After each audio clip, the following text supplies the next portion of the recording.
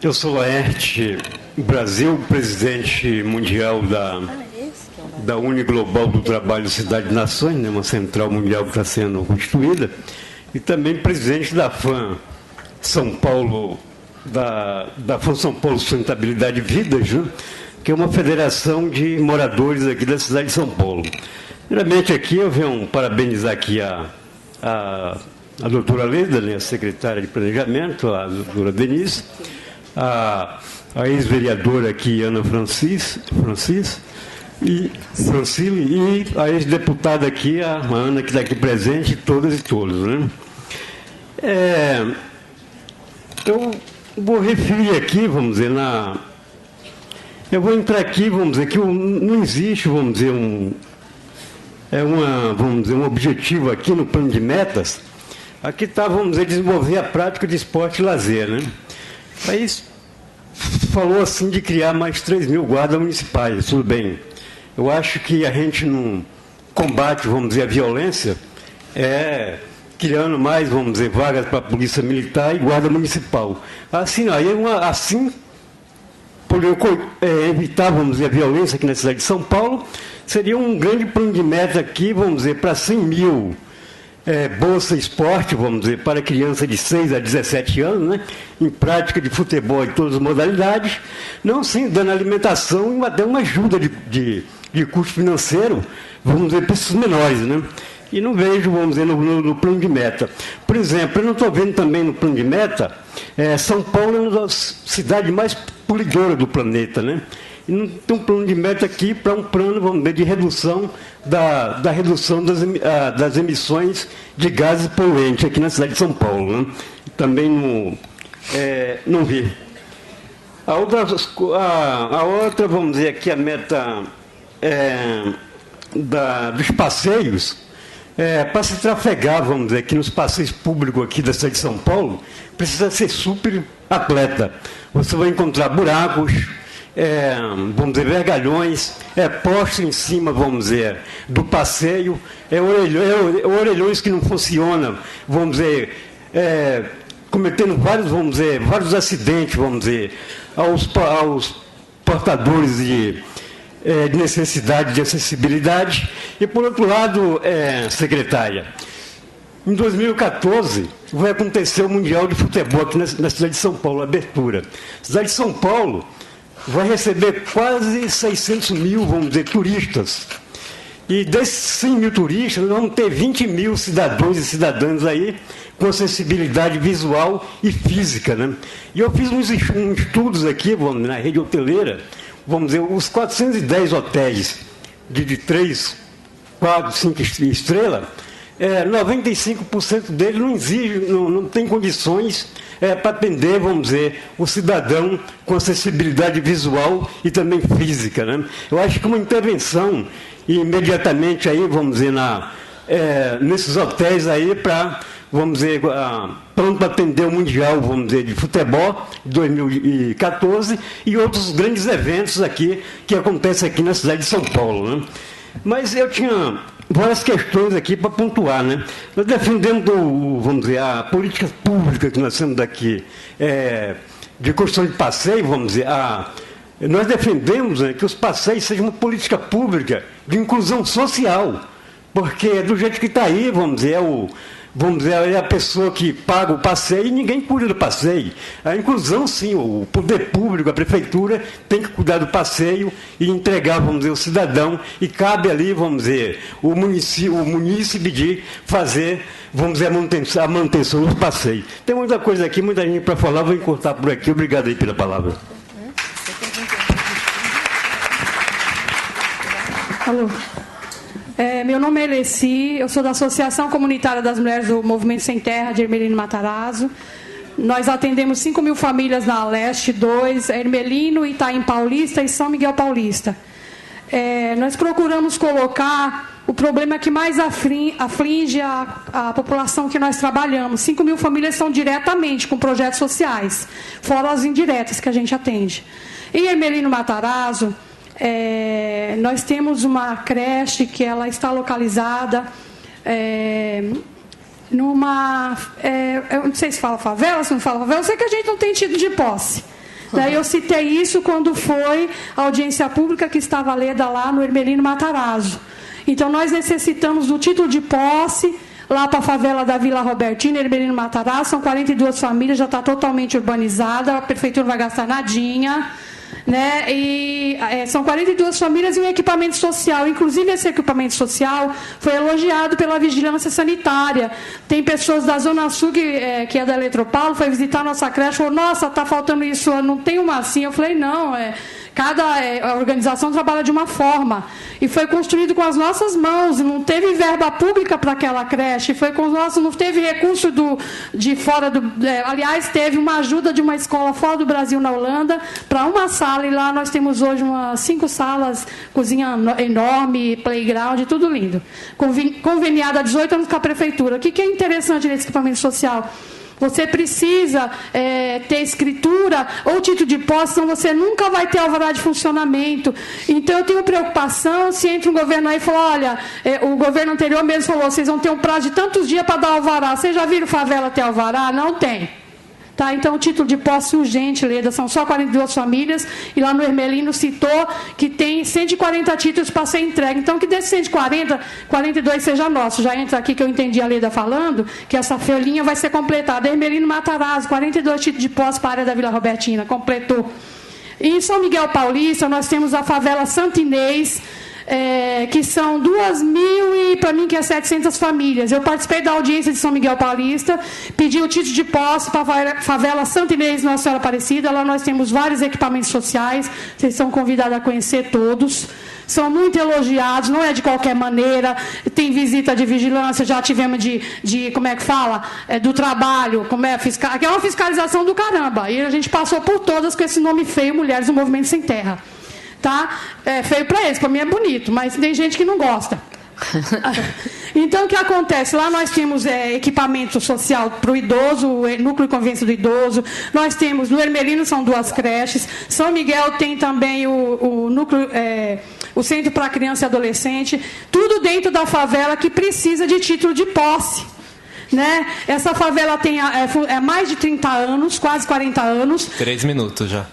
Posso finalizar? Esses 40 anos lá, nós passamos 3 governos do PT, já veio 24 milhões do governo federal, está totalmente urbanizado, não vai gastar nadinha, só precisa a vontade política, se juntar à Secretaria do Verde, que eu faço parte da comissão que negociou lá na habitação, Secretaria do Verde, EMURB, e passar tudo para a habitação e soltar o título de posse. Concluindo, no Itaim Paulista tem um córrego que chama Tijuco Preto. O Tijuco Preto passam várias favelas do lado, precisa da canalização do córrego. Está tudo incluindo aqui no plano de metas, tá? E finalizando, finalmente, viu, Sonia, a questão que ela falou de planejar por ano. Então, eu estou com medo de passar, eu já passei... Foi o governo da Luísa, aí passou um monte de outro aí, porque eu sou petista, eu não consigo decorar os outros. Aí depois passou o governo da Marta, que eu faço campanha para o PT, desde que eu era novinha, não era gorda desse jeito, minha mãe é uma das fundadoras do partido. Passou, não conseguimos título de posse. Entrou um secretário lá do meu partido, da habitação, que não soltou nada para nós, que não fazia parte do grupo político dele. Pelo amor de Deus, o Haddad não tem essa questão, não. Ele é um homem imparcial, eu confio no governo do Haddad, quando ele tinha 4% de fazer a campanha. Pelo amor de Deus, Leda, não deixa nós passar mais um governo, que eu acho que eu não vou conseguir mais nem meio voto lá dentro. Eu estou com vergonha do povo, tá? Muito obrigado, desculpe tomar o tempo. Obrigada.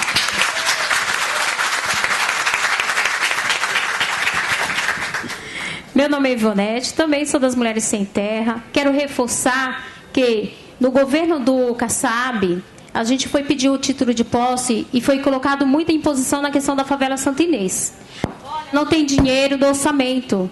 Então, a favela Santa Inês foi até o governo federal, conseguiu dinheiro do fundo perdido e conseguiu legalizar, regularizar toda essa favela. Tá ruim.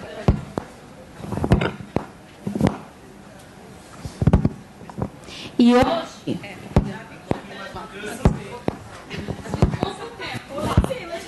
Pode soltar o tempo, hein? Então, as Mulheres Sem Terra foi lá, no governo federal, Pedimos dinheiro do fundo perdido, porque não estava dentro do orçamento do município de São Paulo na época de Serra e Haddad. Ele se não lembra, mas... do Kassab.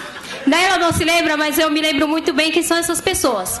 Então, a gente conseguiu urbanizar, fiscalizamos esse governo que passou e dizíamos, cadê o dinheiro, os 24 milhões para Santa Inês? Vamos querer escola, fizemos escola, tem posto de saúde, tem todos os equipamentos, mas não temos nenhum alvará lá dentro e nem temos título de posse. Então, hoje, estamos aqui, este grupo, pequeno grupo nosso de mulheres, que somos em quase 90 mulheres lá trabalhando, nas favelas da Zona Leste, e hoje estamos querendo deixar registrado que até 2014, a Nossa Senhora Aparecida estará com título de posse, porque eu acredito no governo Haddad.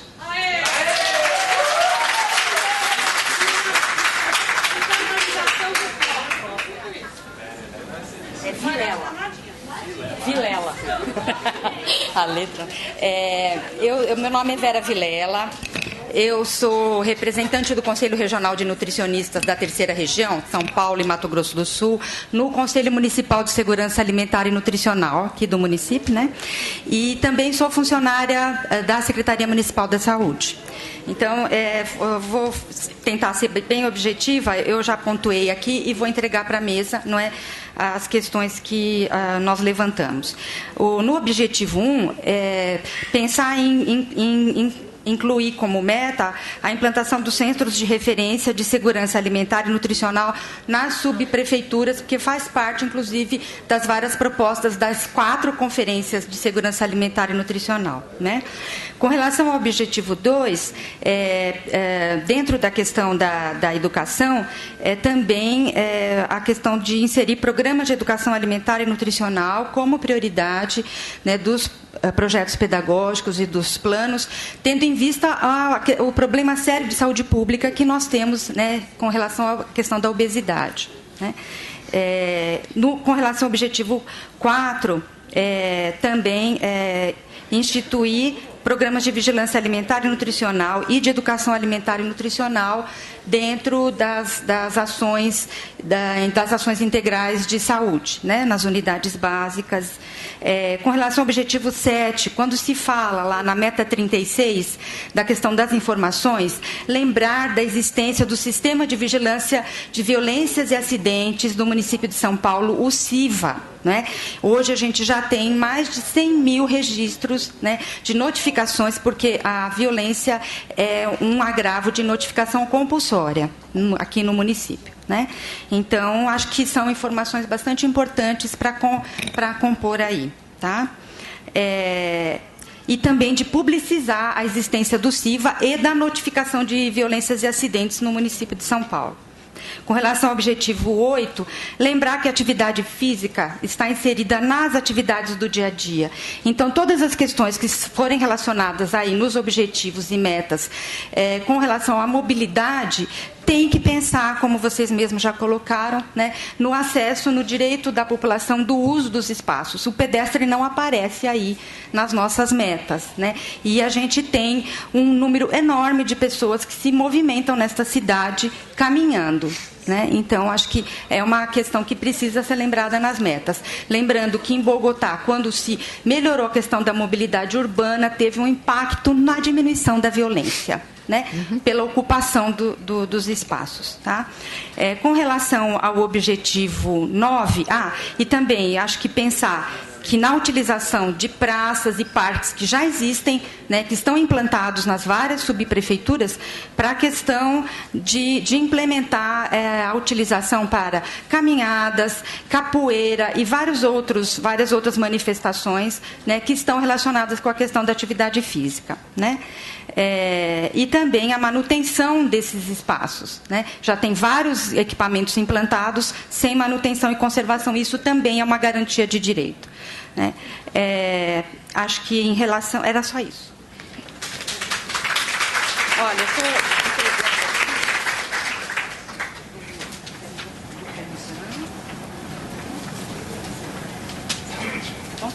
Obrigada. Bom, gostaria de chamar senhor Anselmo Silva, senhor Joaquim Vieira de Souza, senhora Ananda Greenkraut, senhor William Lisboa. A gente não gosta de cortar a fala de ninguém, mas a gente ainda tem 19 pessoas inscritas. Então seria bom se todo mundo respeitasse o limite de 3 minutos. Eu vou estar avisando quando chegar nos 3 minutos. E lembrando que tudo que chegar por escrito a gente vai ler, vai entrar também, a gente vai levar em conta. Então esse também é um canal para participar.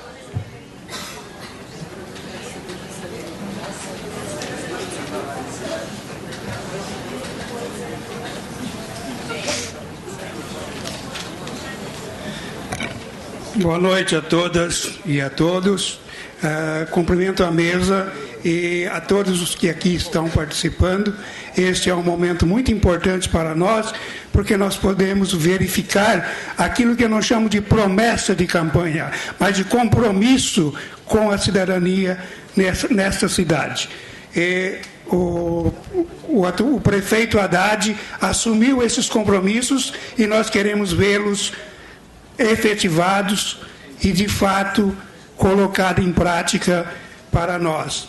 Eu quero aqui, para não falar muito daquilo que já falou, quero apenas dizer que as falas anteriores aqui foram bastante qualificadas, mas nós tivemos aqui alguém que esteve como subprefeita nos governos anteriores e, naquela época, ela não levantava as questões que hoje está levantando. Será por quê? Eu pergunto, a pergunta é esta: as questões não eram levantadas, hoje são. Eu quero aqui pontualizar algo bem específico da minha região. Quem conhece Tucuruvi sabe do que eu vou falar. Nós temos lá a construção de um shopping que inaugurou hoje. O trânsito nos últimos 10 anos complicou-se muito. E agora vai ficar muito pior.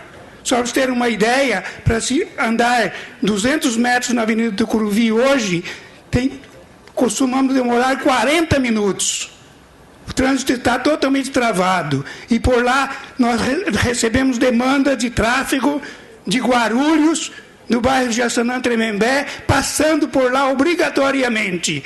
E eu estou propondo que se construa um túnel sobre onde hoje está localizada a subprefeitura, ligando a Avenida Dumont Vilares à Rua José Maria de Laé, para que nós possamos desafogar o trânsito. Além de alargar a paralela no sentido bairro-centro, aliás, centro-bairro, que é a Rua Tomé de Lara, paralela à Avenida do Tucuruvi, para que essa faça a distribuição do trânsito que vem do centro para o bairro, e a Avenida do Tucuruvi tem a mão única no sentido bairro-centro. Esta é a minha proposta, já deixei aqui por escrito, e quero colocar uma outra coisinha, porque meu tempo aqui é curto para falar de tudo. E agora eu vou falar da Meta 42, que é equipamentos esportivos.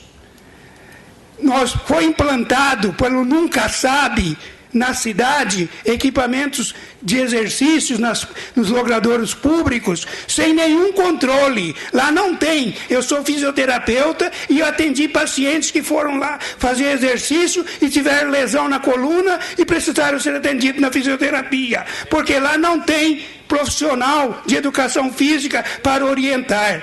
E pior do que não fazer nenhum exercício é fazer exercício errado. Muito obrigado, uma boa noite a todos.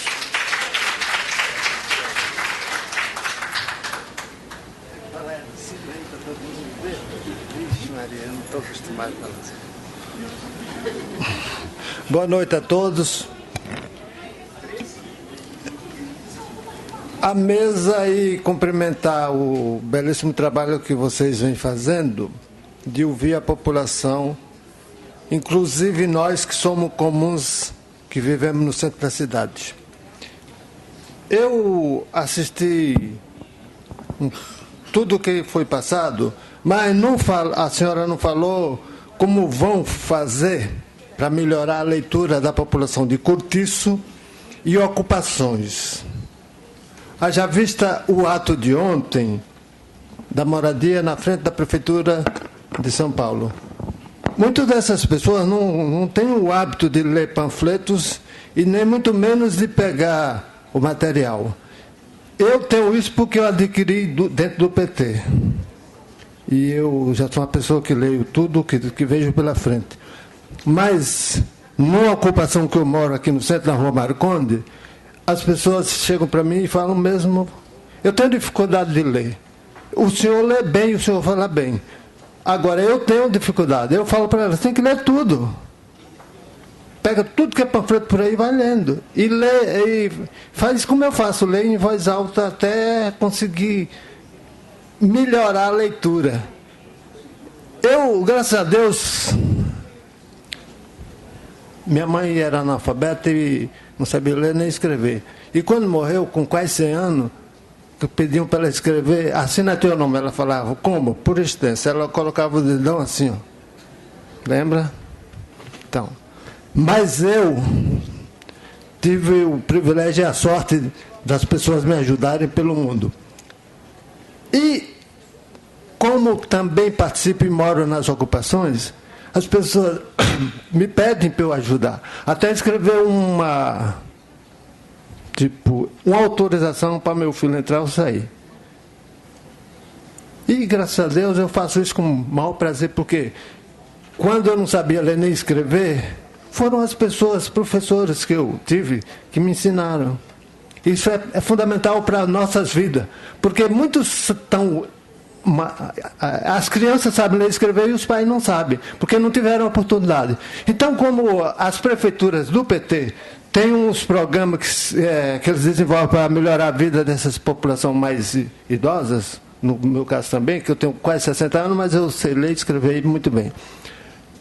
A senhora não tocou no assunto, eu gostaria que a senhora, como professora, implementasse isso, porque isso deve entrar lá naquele programa MOVA, que é Movimento de Alfabetização de Adulto, ou implementar o programa do EJA, como um colega aí, o Rony, falou para mim, que a EJA é Educação Jovem e Adulto, uma coisa assim. Obrigado.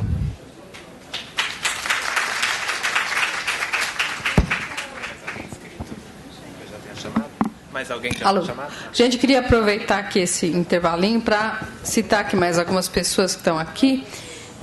Eu esqueci de mencionar, a ex-deputada Ana Martins está aqui na frente e ouvindo tudo aqui tão atentamente. O José Adão de Oliveira, vice-presidente da Associação Projetos Integrados do Distrito Raposo Tavares. Késia Alves, do Conselho de Representantes dos Conselhos de Escola e do Conselho Municipal de Saúde, Sandra Maria dos Santos, do Conselho Municipal de Saúde, Denise Gonçalves Borges, do Conselho Municipal de Saúde e do Sindicato dos Odontologistas, Jorge Marcelo, da Subprefeitura de São Mateus, Gil Santos, Conselheiro Municipal dos Transversais Masculinos e Femininos e do Grupo...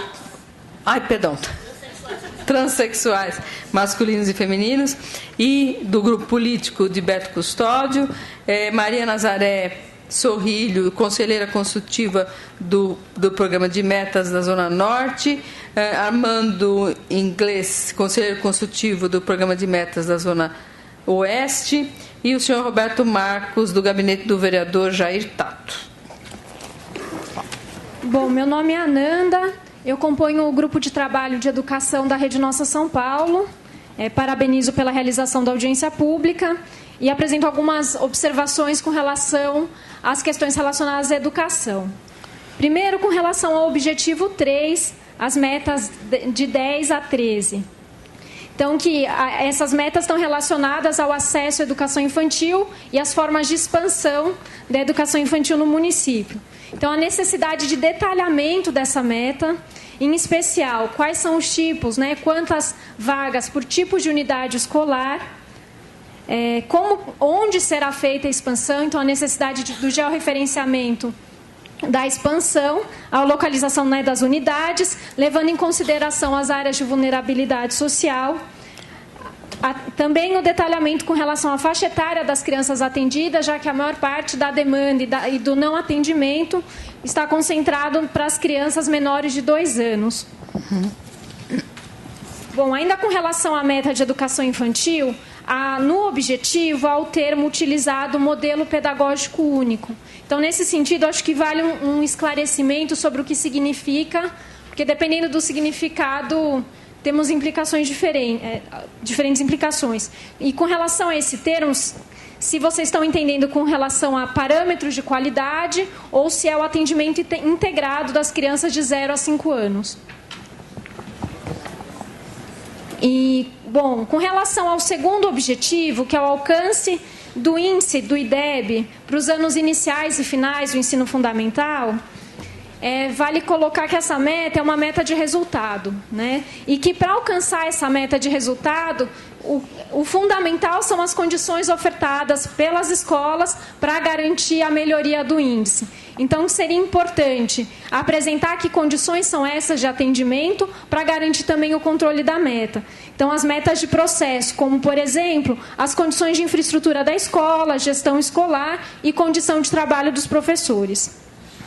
Por fim, com relação à valorização da educação, há uma meta, né, valorização dos profissionais da educação, e a única meta apresentada é a implementação dos polos da Universidade Aberta do Brasil. Com relação a essa meta, é importante detalhá-la. Quais são os cursos que serão oferecidos, o público-alvo e quem vai custear, já que a Universidade Aberta do Brasil é um programa do governo federal e a responsabilidade, né, a atribuição do município é focada, né, na educação infantil e ensino fundamental. Claro que a formação continuada do professor é importante, mas com o detalhamento do curso dá para entender melhor a questão do financiamento.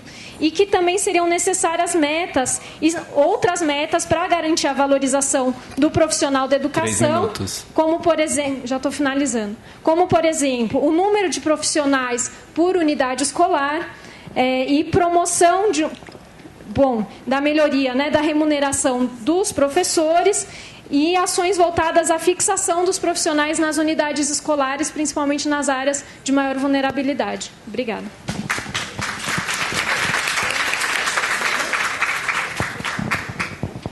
Boa noite à mesa, autoridades, a todas e a todos. Por sinal, a gente percebe que a militância feminina geralmente é maior, né? Para ser breve, eu vou apresentar só 3 questões e depois as demais a gente manda por e-mail. Então, a primeira tem relação... Eu sou o William Lisboa, desculpem. Sou coordenador do GT Assistência Social da Rede Nossa São Paulo e faço parte da comissão executiva do Fórum Municipal de Assistência Social da cidade de São Paulo. O objetivo número 4, ele pressupõe a construção de 7 CREAs. A gente tem alguns CREAs na cidade, mas esses CREAs nós consideramos como puxadinhos dos CRAS. Não são efetivamente uns CREAs. E não tem nem também a questão de funcionários suficientes para atendimento nas duas partes. Então, a gente está pedindo a reavaliação dos CREAs existentes, adequando-os à legislação do SUAS, porque tem alguns terceirizados, órgão com área própria, dentro da possibilidade ou locado, claro, e quadro de servidores públicos concursados. Aumento de novas unidades, em vez de 7, para um maior número, porque como as necessidades especiais são em grande quantidade, nós temos a necessidade de especialidade no SUS e temos a necessidade de especialidade na assistência social. Então, o ideal seria que nós tivéssemos uma unidade por cada um dos distritos, quer seja, no mínimo, 96 unidades. Né? A segunda questão é a implantação. A gente não viu nenhuma legislação com relação à implantação do abrigamento institucional. Nós temos aí funcionando alguns SAICAS, mas que não funcionam dentro de um critério efetivamente de atendimento adequado. Né? Então, seria que esse atendimento fosse efetivo, com unidades para faixa etária. Nós temos hoje crianças de 0 ano misturado com adolescentes de 17 e 18, não estou conseguindo nem ler a minha letra, gente. Com equidade para atendimento a pessoas com deficiência, crianças de 0 a 3 anos, e para os abrigados especiais, que a gente considera como sendo a população de rua, cumpridores de medidas socioeducativas e drogaditos, que não, de uma certa forma, não pode conviver com a demais população. E, finalmente, é importante que haja uma criação. Nós temos que é um programa do Estado de São Paulo, do governo do Estado de São Paulo, e que é importante, parece que já até houve um convite para que a Prefeitura participe, que é a questão do CATOD, né?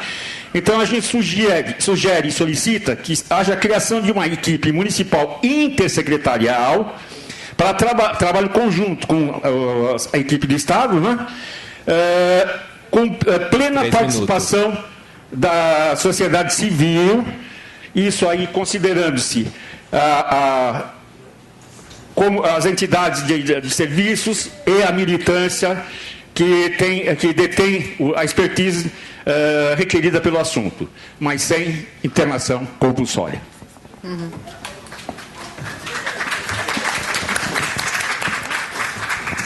Obrigado.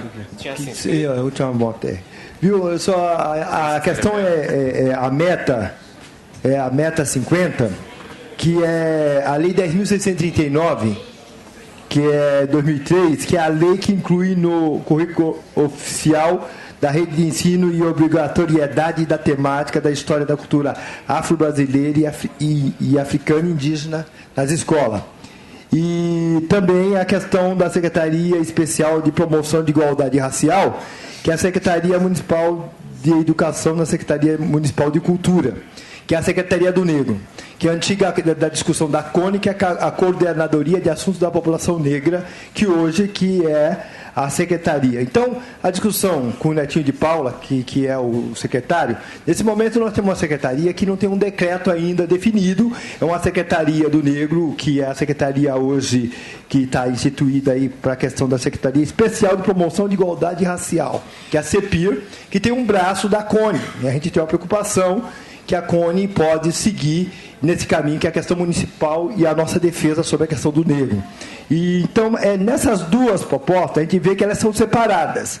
Como que eu posso trabalhar a questão da Lei 10.639 de 2003, ou mesmo a Lei 11.645 de 2008, porque é já uma lei já que tem que estar funcionando e ela parcialmente não está funcionando em nenhuma escola na questão a Lei 10.639 que tem que ser aplicada. Como que nós vamos trabalhar essa capacitação desses professores, dessas pessoas? Temos muito material, mas não há um interesse justamente da educação de ter essa lei em atuação. Qual que é o recurso que tem para que essa lei seja efetivada com a capacitação dos professores, ou mesmo para entendimento, ou que se tenha professores dentro dessa temática que possa fazer essa lei? Que é dentro da discussão que a capoeira também ela faz parte nessa questão. É complexo o entendimento disso, porque a gente vê aqui que está só escrito aqui embaixo, nas observações, a capacitação deverá atender os profissionais da educação, inicialmente da diretoria regional de ensino, onde há uma maior concentração de população negra e indígena. Nós somos afrodescendentes. Então, eu tenho essa preocupação, porque a gente não vê nessa proposta uma coisa palpável de ações afirmativas que vai acontecer. A gente não vê, só vê ela colocada aqui no papel. Então, eu quero saber como que a gente pode trabalhar essa discussão.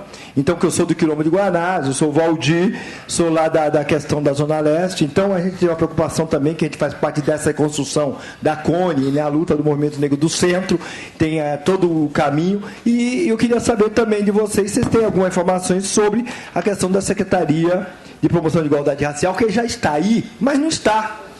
Nós, os negros, precisamos saber. Então, é outra preocupação se tem dinheiro ou meta para isso. Então, eu agradeço, porque a gente não vê, só vê aqui no papel. Como que não vamos efetivar isso, já que ela existe? Mas, para valer, sendo que não tem um decreto. Obrigado. Bom, gostaria de chamar a senhora Samanta Neves, senhor Ailton Barros, senhor Mário Braco e senhora Ira Mendes.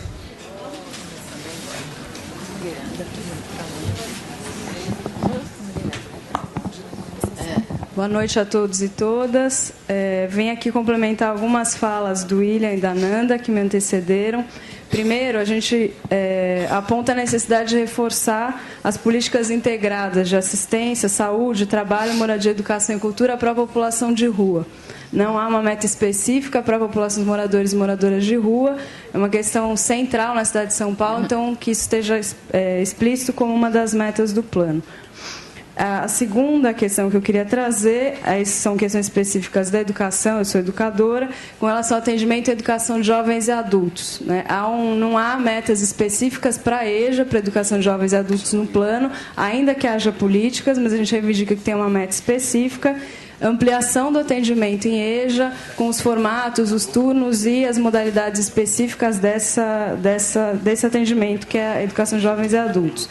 As redes municipais e estaduais, no país todo, mas em especial em São Paulo, tiveram uma redução enorme de atendimento, e aí esse governo se propõe a ampliação do atendimento, então que haja uma meta específica para isso.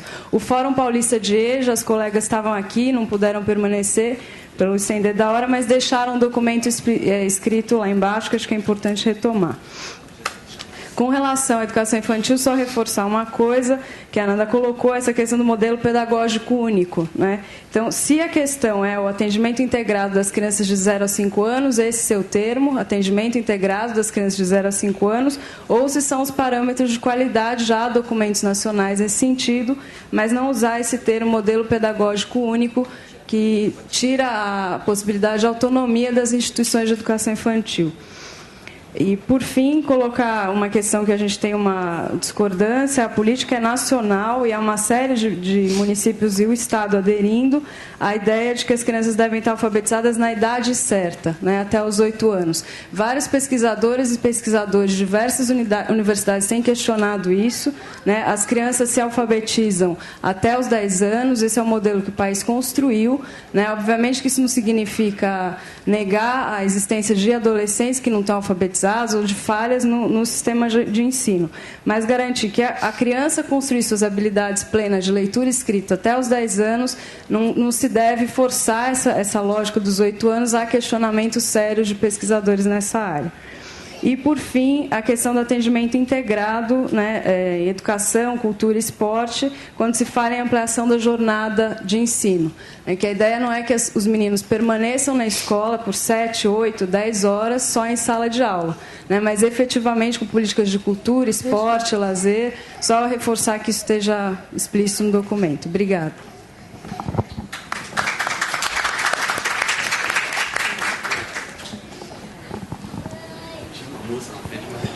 Deve ter ido embora. Bom. Então, boa noite. Meu nome é Mário Braco, eu sou coordenador do GT Saúde da Rede Nossa São Paulo. E em relação ao plano, eu acho assim, é muito bom para a gente da Rede Nossa São Paulo estar vendo isso acontecer, né? Porque isso daí, na verdade, foi uma iniciativa da rede em que nós tivéssemos uma possibilidade de debater com o poder público, com os representantes da sociedade, do governo legitimamente eleito, aquilo que a secretária Leda Paulani falou bem na apresentação dela, que é a nossa garantia de ver aquilo que foi propagandeado na eleição ser de fato, ocorrer de fato no plano de governo e nas ações do governo. E eu vou me deter um pouco mais aqui em relação às questões da saúde. Primeiramente, né, nas 100 metas, o GT Saúde entende que são muito poucas as metas para a saúde. Quer dizer, de 100 metas, apenas 6 dizem respeito à saúde, embora a gente saiba que tenha outras metas aí que são transversais, que influenciem no sistema de saúde, porém, isto não é justificativa para não haver metas mais concretas em relação à saúde, e eu falo pela saúde aqui, mas também nas outras áreas isso ocorre também. Então fica difícil para a gente poder acompanhar algum tipo de ação quando a gente não tem um parâmetro para essa ação. A Soninha falou bem aqui da falta de metas em relação à saúde mental. E eu acrescentaria também falta de metas à saúde bucal. Ou seja, equipamentos de saúde, inclusive foi uma meta não cumprida pelo governo Kassab, que era a criação de 50 AMAs Sorriso. Isso não ocorreu. E, assim como os 3 hospitais também não ocorreram. E agora a gente tem essa questão que a gente tem que também evidenciar, ou seja, a gente precisa ter alguma coisa mais concreta em relação a isso. Em relação a essas 6 metas da saúde também, Todas elas são relativas à estrutura do sistema de saúde, são metas físicas, ou seja, construção de hospital, reforma de hospital, aumento do número de leitos, implementação do prontuário eletrônico e construção da rede hora certa, basicamente, né? Além das 43 UBSs, né? Que estão bem delimitadas. A gente lembra também que tem muitos equipamentos de saúde na cidade que não funcionam como deveria funcionar, ou seja, eles são subutilizados. Quer dizer, não basta a gente também querer construir mais, óbvio que precisa construir mais. A saúde carece de estrutura, mas ela carece também de gestão, e não tem nenhuma meta de gestão elencada no plano. Então, isso é uma coisa que eu acho que precisa ser redirecionado, a gente precisa ter um olhar um pouco mais detalhado para isso. No plano de governo, aqui eu elenquei aqui 7 metas que já tinha no plano de governo e não foi incorporado no plano de metas. Então, a eliminação do déficit de profissionais de saúde é um compromisso do plano de governo, não está elencado nas metas, e isso é uma coisa bem palpável, porque está dizendo eliminação do déficit, ou seja, tem que zerar o déficit. Então, é isso que a gente espera. As redes regionalizadas de atenção à saúde, ou seja, a criação do mapa da saúde, o Programa Geral de Ações e Serviços de Saúde, que é uma ação integrada com o governo federal, ela também não está elencada no plano de metas e está no plano de governo. Integração dos municípios, já estou terminando, integração com os municípios da rede metropolitana, a política de comunicação em saúde, uma política pública de comunicação em saúde que é fundamental. A população não sabe o que é o SUS, a população não sabe quais são os equipamentos que o SUS oferece. Na hora que ela precisa de um equipamento, ela não sabe para onde ela vai. Então, precisa ter uma política de comunicação em saúde que esclareça a população do que se trata o SUS. Metas de financiamento e de custeio e investimento, que está no plano também, não está no plano de metas. É fundamental que a gente saiba do orçamento da saúde, o que vai ser para custear o sistema e o que vai ser para investir. E nesse plano de metas, né, quer dizer, na proposta do governo, tem muito investimento que vai precisar de muito financiamento, e a gente sabe que o SUS é subfinanciado. Então, é uma questão que, da onde virá esse dinheiro, como é que isso vai poder ser viabilizado. Então, eu acho que isso é uma coisa importante para a gente elencar. E uma última meta, que está elencada no plano de governo e não está no plano de metas, que é o compromisso de não haver pacientes nas observações, nas retaguardas dos prontos-socorros municipais, internados por mais de 24 horas.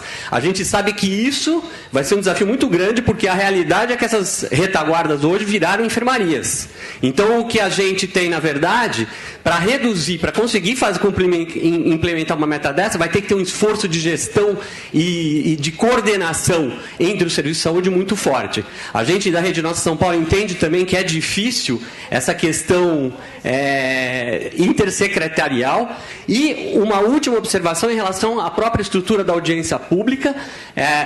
Eu elogio a questão de colocar os setores diferenciados aqui para falarem, mas esse primeiro eixo, ele tem 60% das metas, e todas as outras audiências têm o mesmo tempo. Então, assim como a apresentação, com todo respeito, ela tomou muito tempo que poderia ser debatido, ser discutido, porque nesse momento aqui é o momento da sociedade se manifestar e dizer o que pensa a respeito. Muito obrigado.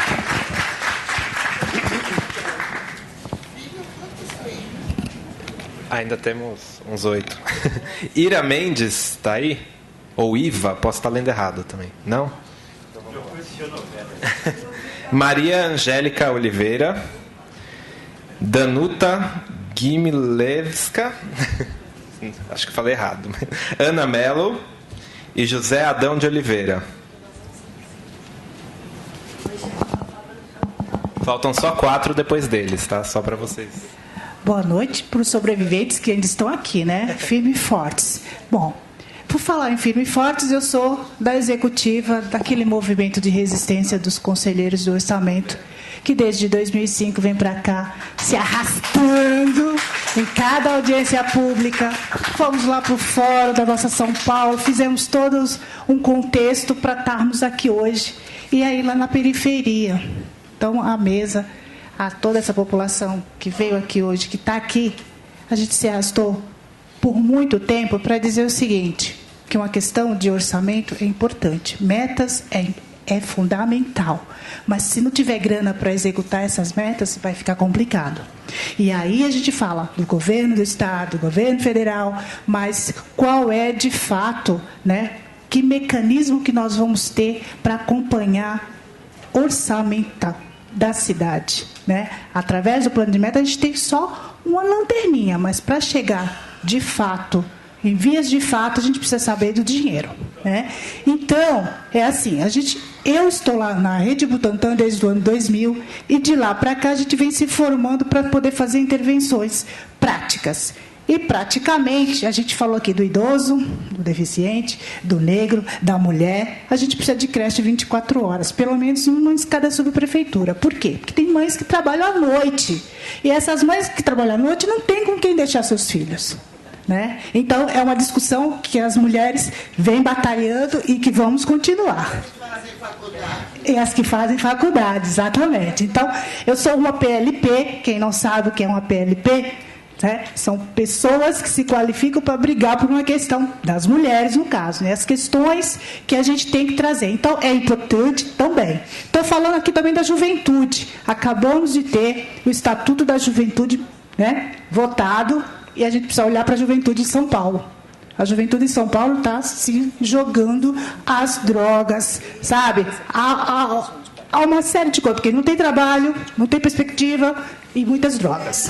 Então, a gente precisa ter um olhar para a juventude paulistana. Criança e adolescente também.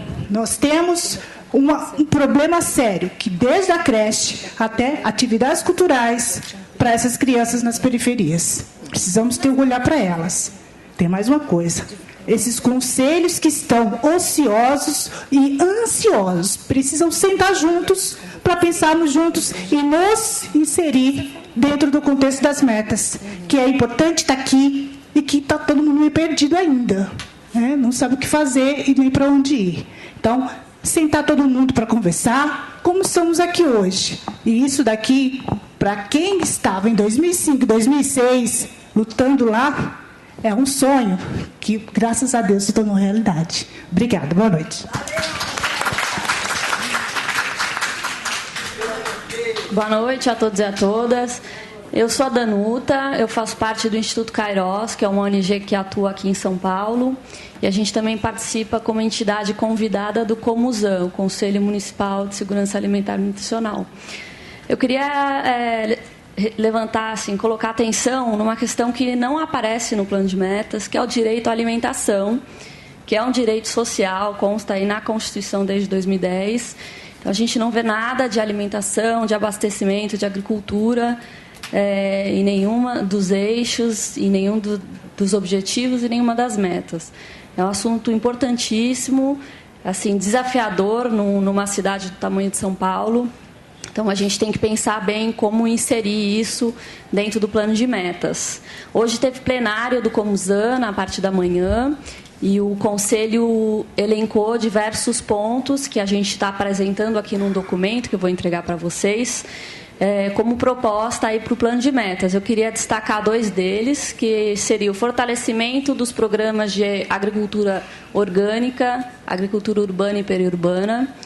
A Leda mostrou mais cedo um mapa ali com as áreas verdes de São Paulo, né? A gente tem aí a região de Parelheiros, que é uma região importante de recarga do aquífero.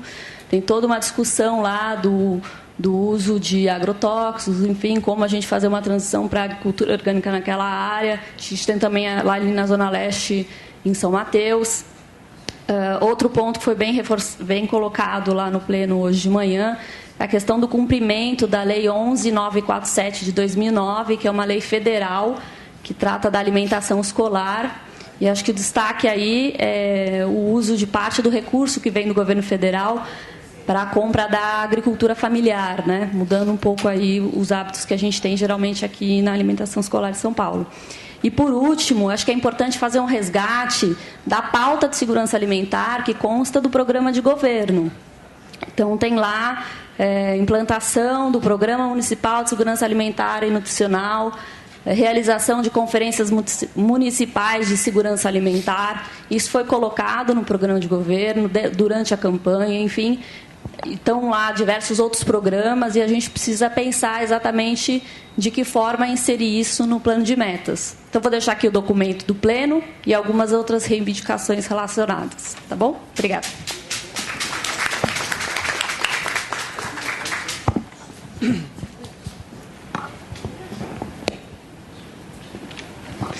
Eu sou José Adão de Oliveira, eu sou vice-presidente da Associação Preços Integrados, do PIDS, né, da Raposo Tavares. Também sou membro do Movimento Negro Unificado e também participo da Rede Nossa São Paulo. A proposta em relação a 50, da Lei 10.639, né, assim, que a gestão inclua em suas metas o compromisso de apoiar a finalização do processo de construção e execução do Plano de Educação da cidade de São Paulo, o PME, para que, por meio das leis 10.639 e 11.645, se efetive o conceito de Plano Nacional de Educação, que deve ser observado e cumprido por todos os gestores municipais, estaduais e da União. O nosso grande problema tem a lei que pega, a lei que não pega. E o plano municipal é um plano de Estado, em que todos devem observar o seu cumprimento. E no nacional, também está colocado a Lei 10.639. Né? Então, para nós, é interessante que haja esse compromisso da gestão, porque em ter esse compromisso, abre-se a possibilidade de realmente de efetivar a nível nacional uma questão que é de muita importância para o crescimento do país como um todo. A outra questão em relação à meta 39, né? Que é propor ao governo estadual que a Vila Olímpica Mário Covas, né, lá na rodovia Raposo Tavares, no quilômetro 19,5, seja transformada no 3º Centro Olímpico de Iniciação e Formação, semelhante ao que foi proposto lá na Zona Sul, na parceria entre o governo estadual e o governo municipal. Por quê? A área do Raposo Tavares é uma região em que 60% do chefe de família ganha até 2 salários mínimos, né? Então, é uma região paupérrima. Mas a Angélica colocou da rede Butantan. O que acontece? Na média, né, digamos seja 100, né, nós ficamos com 10 e a média 50. Né? Então, a rede, o Butantan eleva as questões, né, as demandas, né, mas quando contempla, nós não temos uma expressão de uma zona sul, da zona leste. E se não for pontuado, nós continuaremos lá abaixo da própria tabela, né? E o objetivo dessa proposta é se construir uma opção que integre os estudantes de juventude, né, da rede estadual, da rede municipal, das ETECs, nesse processo. E eu senti falta de que essas metas elas sejam distritalizadas, né, para que a cidade como um todo, né, se veja nesse processo e se proponha a ser participante e corresponsável pela execução dessas metas.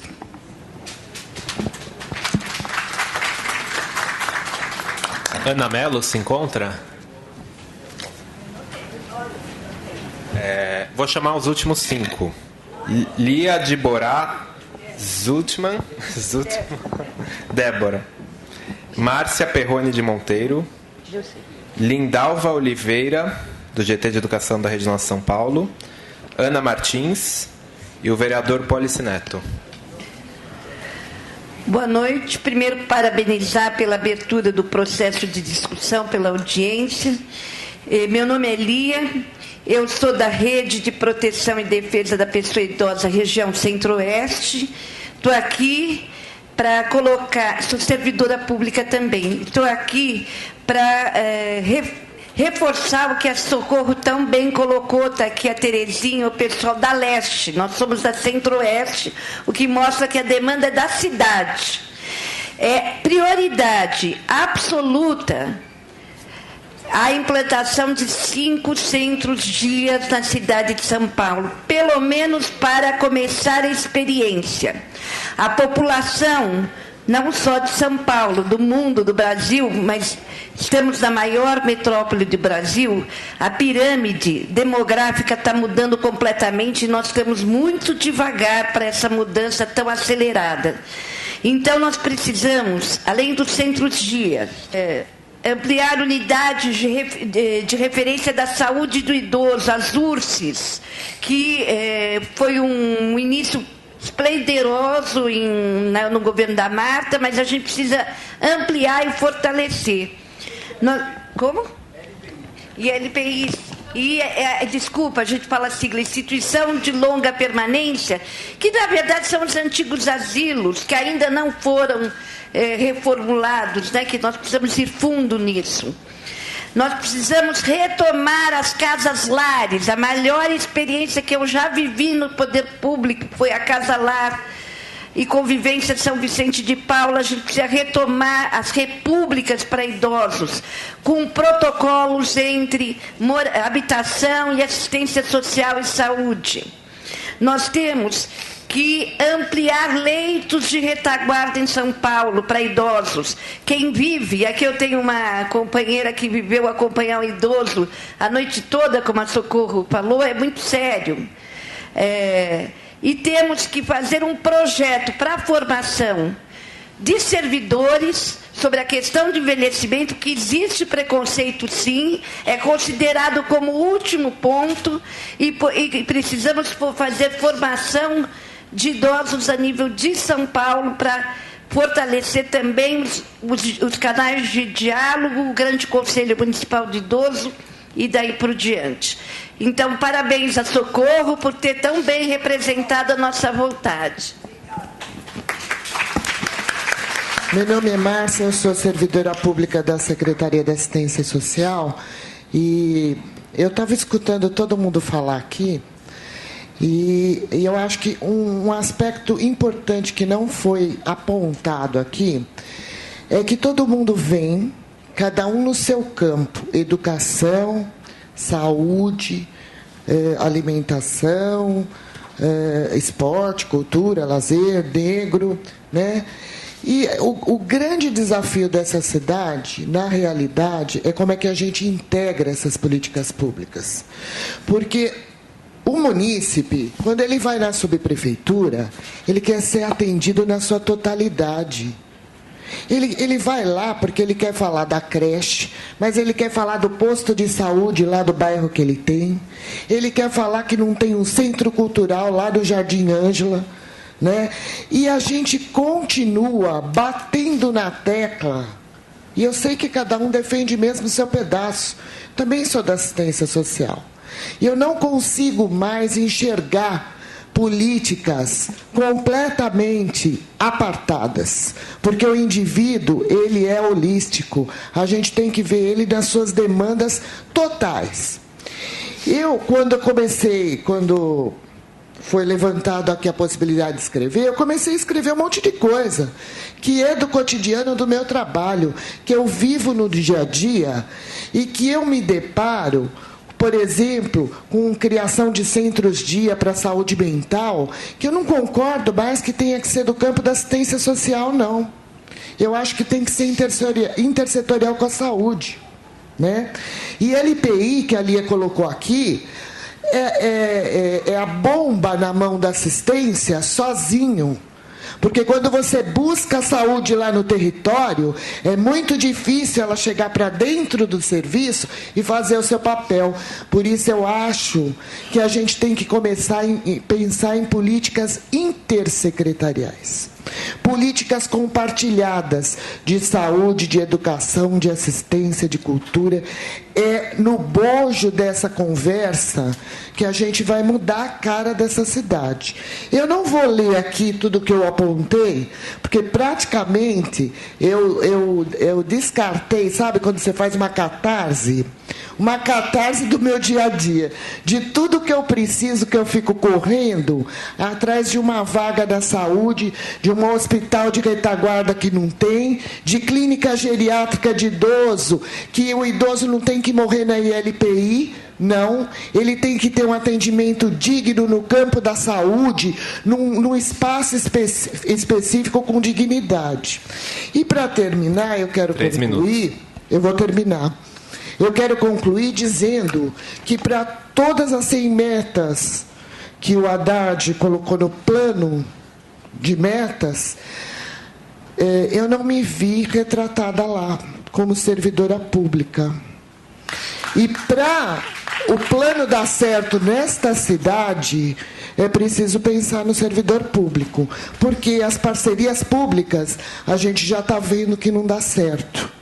Né? Então, revalorizar o servidor público com um salário de dignidade, com número, com abertura de concurso público, que há pelo menos 20 anos não existe na prefeitura, está todo mundo se aposentando.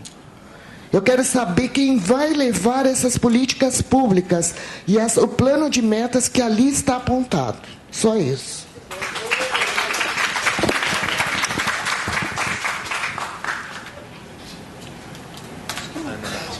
Ela?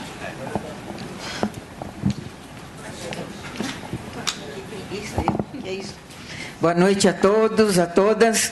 Eu quero cumprimentar a Leda, a secretária, Denise, e dizer que esse processo é muito importante. Eu aprendi em 1962 que planejar é um processo de reflexão e ação que se faz diante de objetivos claros, mas que se avalia constantemente, de forma contínua, porque vai se reformulando. Então, nós estamos levantando esse monte, as 100 metas, ainda a Leda falou em audiências locais e aqui, ainda tem muito mais coisa, Então, realmente é muita coisa. Então, eu queria começar por onde a Márcia terminou. Eu já disse isso lá na audiência de Ermelino, Ponte Rasa, de São Miguel.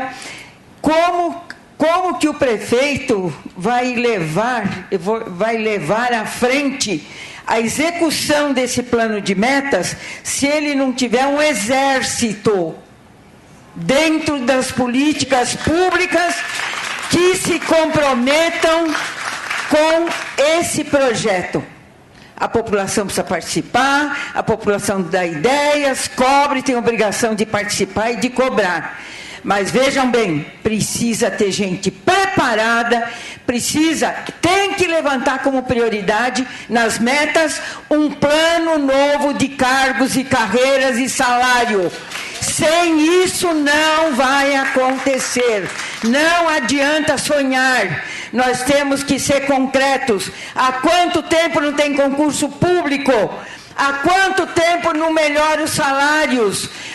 Eu sou uma aposentada de um mísero salário de professora de ensino fundamental e eu estou lutando também para que os profissionais sejam valorizados. Por que a subprefeitura não tem agrônomo, não tem advogado, não tem engenheiro? Por que Ermelino Matarazzo não tem 50% dos médicos?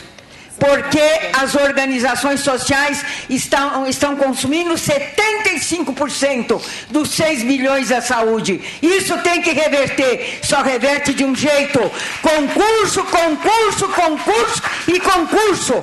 Porque qual foi a dificuldade que a Haddad teve na campanha e depois da campanha? Vai mexer nas organizações sociais? Não, peraí. Lógico, se vai mexer e vão dizer, olha o desastre da saúde, vai ficar pior. Mas uma palavra que o José Felipe falou para um amigo dele, vizinho meu, no metrô, antes de assumir dia 1º. Ele disse, o vizinho, eu tenho uma filha fazendo enfermagem e tenho uma fazendo farmácia, não dá para empregar? Ele disse, olha, Daio é um sindicalista aposentado. Eu vou fazer concurso, porque fazendo concurso eu vou esvaziar as organizações sociais para elas, não é elas que são a organização social, a medicina privada na Constituição, ela é complementar, ela não é a principal responsável. E na cidade de São Paulo reverteu, no estado de São Paulo reverteu. Ela que está com dos 6 bilhões, ela está com 75%. E, portanto, uma grande meta do prefeito Haddad é reverter isso, com coragem, com decisão. E, se preciso, com o povo na rua. para as irmãzinhas não chorarem e se chegar perto e ficar lamentando, para o Alberto Einstein não chorar, para o sírio-libanês não chorar, porque eles têm ótimos tratamentos, mas os mais pobres são bem poucos, eles atendem uma parcela para poder justificar, e nós não podemos ter isso, nós precisamos reverter. Para eu encerrar, dizer, por que um novo plano de cargos, carreiras, salários, etc.? Porque o UBS precisa ter geriatra, gerontólogo, precisa retomar as equipes do tempo da Luísa Erundina, que tinha fisioterapeuta, tinha assistente social, psicólogo, precisa retomar as equipes dos prontos socorros, tinha equipe multiprofissional, não é um pobre de um médico no Hermelino Matarazzo, feito doido, que passa a noite inteira sozinho e os doentes morrendo no choque, e isso tem que reverter rápido, temos que ir discutindo o plano de metas, mas tem medidas urgentes, e medida urgente é restabelecer um funcionalismo qualificado e que ganhe o suficiente e seja bem tratado e valorizado. E os demais eu tenho escrito aqui, desculpem eu esperei até agora, eu moro muito longe, mas desculpem de ter que mostrar também a indignação. Eu acredito no governo Haddad, eu acredito nessas secretárias mulheres que estão assumindo, e eu acho que nós temos que ter um desafio. Todo gestor deste governo, seja subprefeito, seja secretário, tenha cargos de poder, tem que ter o olhar de gênero. Com uma nova Secretaria da Mulher, nós temos que mudar a concepção e diminuir o machismo e essa masculinidade que só reverte se nós vencermos, porque o capitalismo empodera os homens e faz deles poderosos agressores. Por isso que a mulher sofre violência. E só vai mudar se nós trabalharmos uma concepção de igualdade, e para isso nós temos uma secretaria que a Denise tem uma grande missão e nós temos grande esperança. Muito obrigada.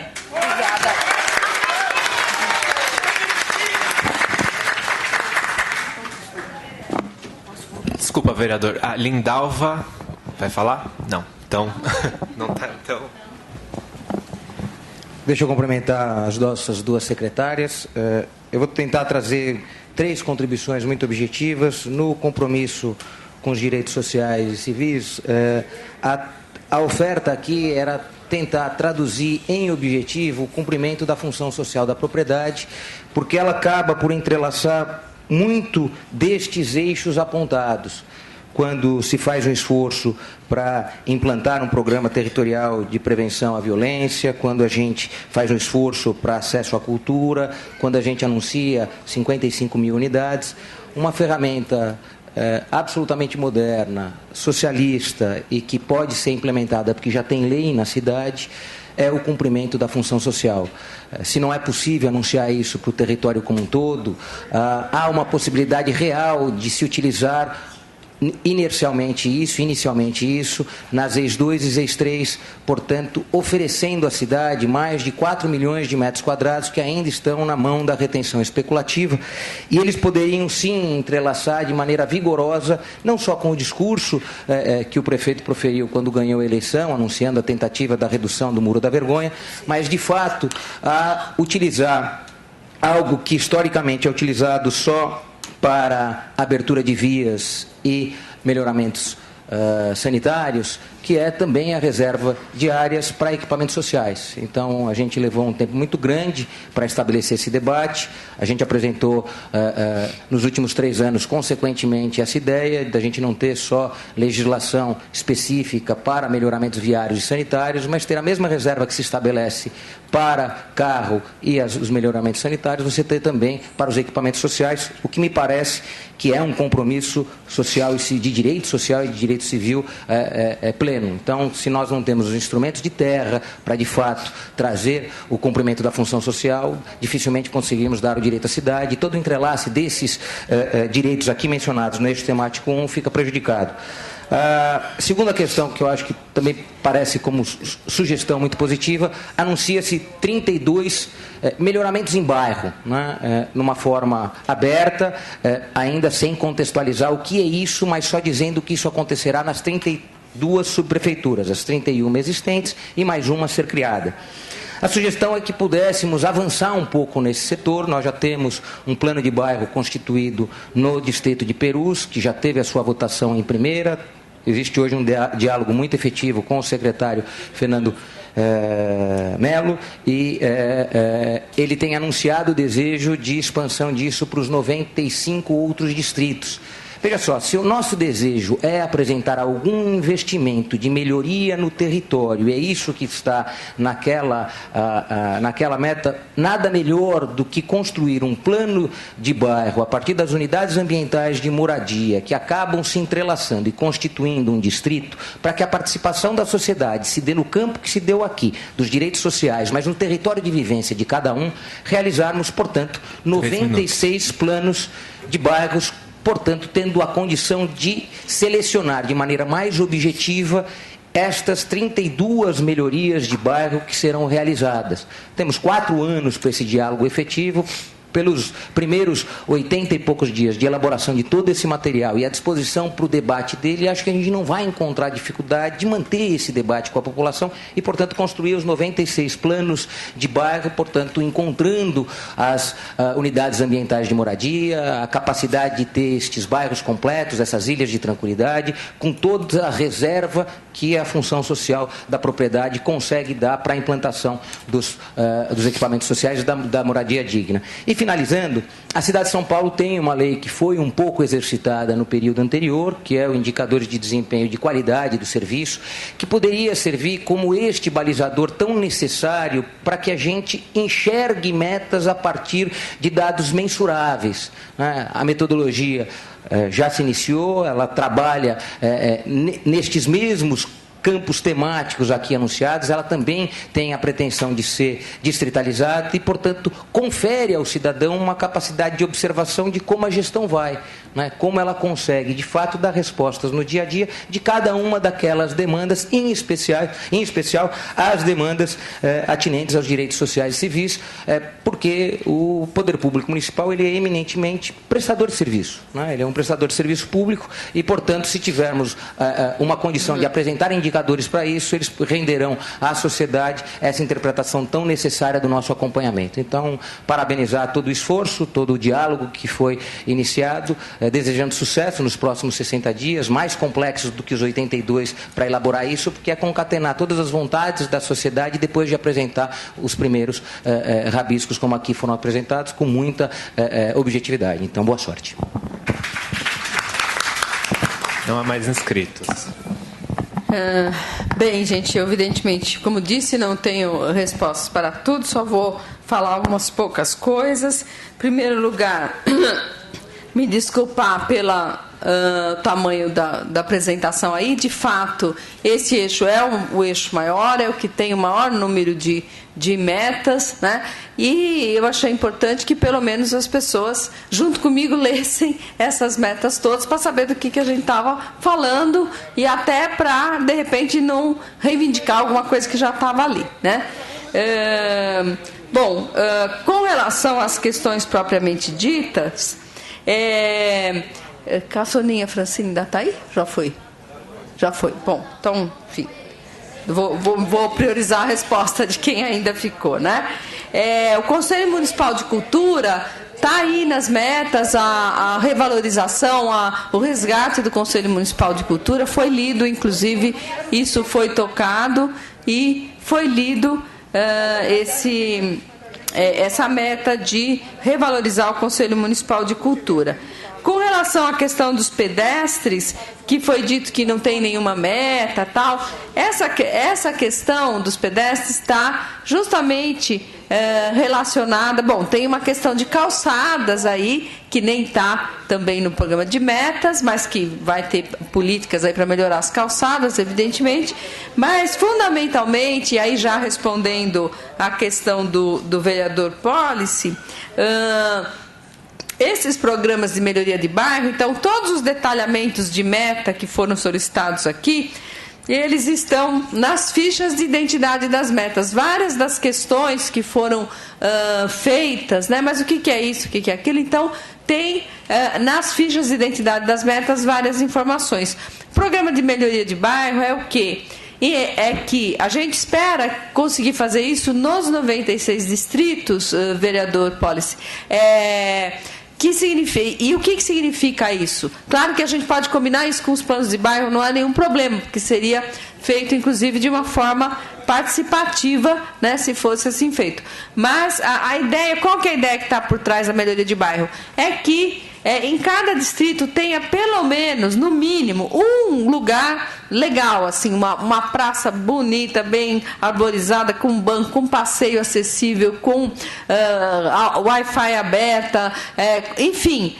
E de preferência onde se concentrem equipamentos públicos, né? De modo que o sujeito, o jovem, por exemplo, tenha um lugar legal para ir, para encontrar os amigos, que as pessoas não precisem se deslocar até o centro expandido para fazer o que quer que seja, que possa encontrar ali o atendimento para várias das suas demandas. Enfim, essa é a ideia, né? A ideia de que melhore o espaço público propriamente dito para que os munícipes gostem do seu bairro, do seu local, fiquem no seu local, porque achem que a sua vida ali seja agradável e assim por diante, né? Então, essa que é a ideia dessa meta. Então, a questão dos pedestres, ela está contemplada aqui também, de uma certa forma, né? São lugares onde as pessoas vão poder caminhar sem tropeçar no buraco, sem ter lixo no meio da rua, etc., né? Claro que a gente gostaria que a cidade toda fosse assim, mas a gente está começando um processo de resgate da cidade e a gente não vai conseguir querer fazer tudo que foi feito durante tanto tempo, né, em 4 anos, mas a gente vai começando. Detalhamento das metas já falei. A questão da Secretaria da Promoção da Igualdade Racial, não sei se o rapaz está aí ainda. Está aqui.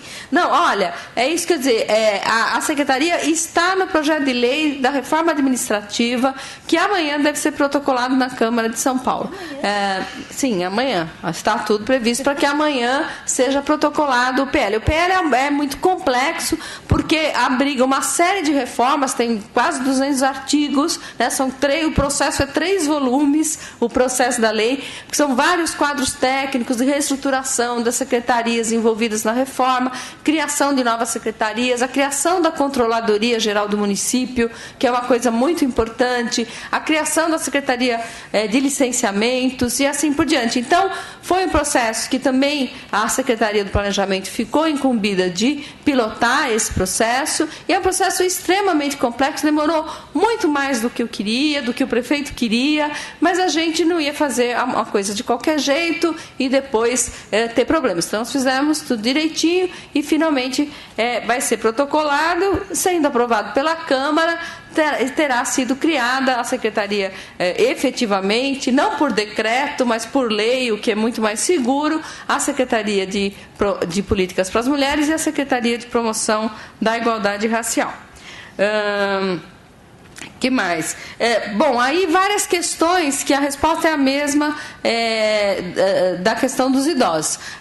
Há um programa claro para e várias ações que integram a Secretaria de Assistência Social e a Secretaria de Direitos Humanos no que tange a população de rua, né? Já houve várias iniciativas concretas nesse sentido, de formação dos moradores de rua. O prefeito está em contato constante com o movimento de população de rua. Então, não está no programa de metas, mas as ações existem, estão no governo, vão ser executadas. A mesma coisa com a juventude é uma questão transversal, né? Tudo que está aqui afeta a juventude, cultura, esporte, lazer, educação, saúde, espaço público, mobilidade, né? Acessibilidade, tudo que está aqui. A questão da juventude é uma questão transversal, né? Mas, apesar disso, existe uma coordenadoria de juventude, de ações focadas na juventude, que está também na Secretaria de Direitos Humanos. Não aparece nenhuma meta explícita, mas há uma política, há intervenções e há ações previstas para a juventude. Como eu disse, o programa de metas não é um programa que tem tudo que o governo vai fazer, senão ele seria desse tamanho, assim, 5 vezes maior do que ele é. É a consolidação dos principais compromissos do governo, né, perante a população. Mas isso não quer dizer que a gente não vai incluir. Já prometi aqui que nós vamos incluir no programa de metas as políticas para os idosos nós vamos incluir. Então, pronto, né? Sim, senhora, já vi. Bom, a questão da saúde, que alguém mencionou várias coisas que estão no programa, mas não estão no programa de governo, mas não estão no programa de metas, né?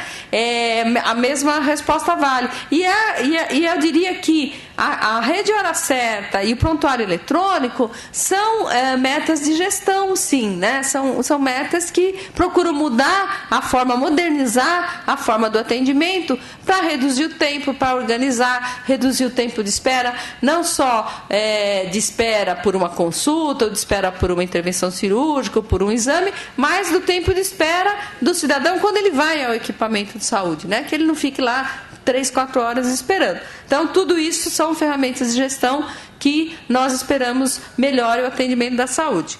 Finalmente, com relação ao servidor, né, e a questão acho que é só isso que falta, dos concursos. Então, olha só, a questão de política para o servidor, a questão dos concursos públicos, tudo isso são metas que a gente chama de metas meio, né? Elas não são metas fim. A gente não vai fazer concurso por fazer concurso, para fazer, né, contratar gente à toa.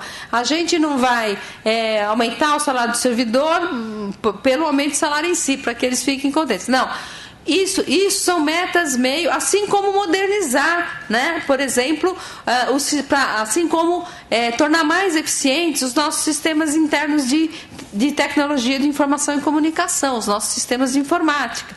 São metas e necessidades que nós estamos procurando atender da própria gestão, né? Mas que não são metas fim. Meta fim é aquilo que atinge diretamente o munícipe. Houve uma escolha metodológica em que nós optamos no programa de metas em colocar apenas as metas fim e não as metas meio. Por isso não há nada aqui referente a servidor. Mas evidentemente existe uma política de servidor. Nós acabamos de reabrir o sistema de negociação permanente, que é uma mesa que se reúne toda semana, o executivo e os sindicatos de servidores, né? Estamos aí na discussão da database, uma série de reivindicações que a gente vai procurar atender na medida do possível.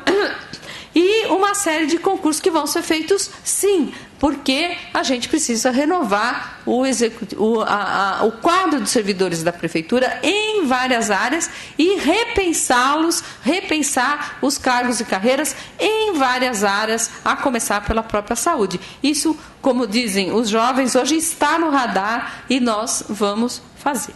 Tá? É isso, obrigada. Denise, quiser falar alguma coisa? Não?